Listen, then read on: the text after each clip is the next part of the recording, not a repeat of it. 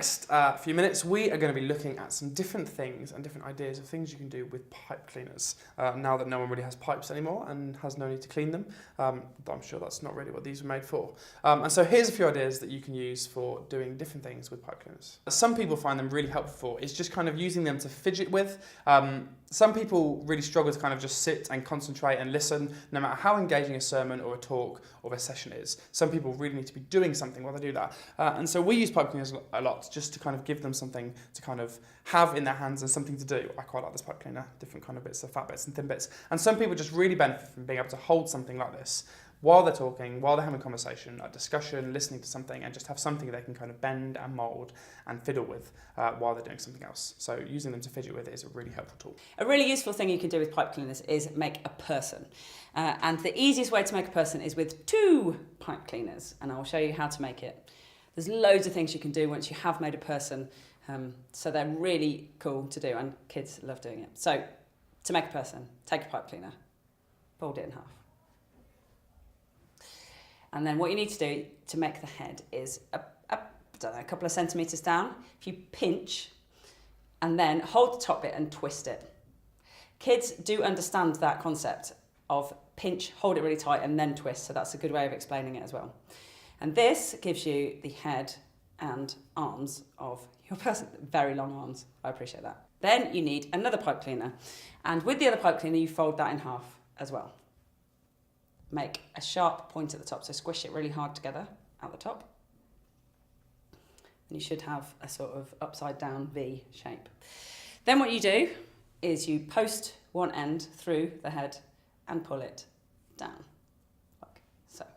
Now this pipe cleaner is going to become the body and the legs of your person. So to do that again, you want to pinch by the head and twist all the way down the middle to make the body. You can make the body short or long, depending on what you look like maybe. If you have a short body, you could do a short body, long body, however you fancy. Then you have your person and you can shape them, you can bend at the elbows, give them giant hands, got knees, make them run, make them sit. You can make a chair out of a pipe cleaner as well if you want. And one thing that you can do that we did recently on an event that was brilliant is get a load of straws and chop them up into little bits, and then you can thread them on and make clothes for your person, which went down very well with the group of children we were doing it with. Have fun with your pipe cleaner, people. One way that you can use pipe cleaners in your children's work or youth work or all age work as well is to use them as props. So we do this quite a lot here at Youth of Christ, is we make props for our stories. So here's a little sheep that I made earlier. It's got no legs because I didn't make legs, it's got a sparkly purple head. But this is a sheep. And so it might be that if we were doing, for example, the story of the lost sheep or something like that, we would get everyone beforehand to make themselves a little sheep with a purple head and a yellow body and no legs, or however they wanted to do it. And every time someone said the word sheep, for example, in the story, everyone could hold up their little sheep and say "ba" or make their sheep walk across, or do something like that. So using little props are great ways of getting people to kind of engage with the story a little bit better. So that is props. Another thing you can use pipe cleaners for is making symbols. So it might be they're used to kind of represent something or be significant or use as some kind of creative response. So I've made a couple of examples of symbols here. Not that I'm sure you weren't struggling to know what a symbol was. I made a little heart and a little star.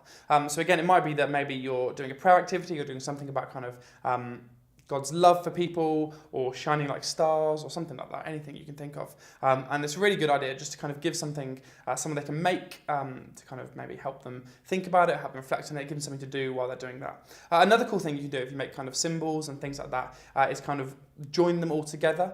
So they're kind of, each one becomes a different module in kind of a whole group kind of response.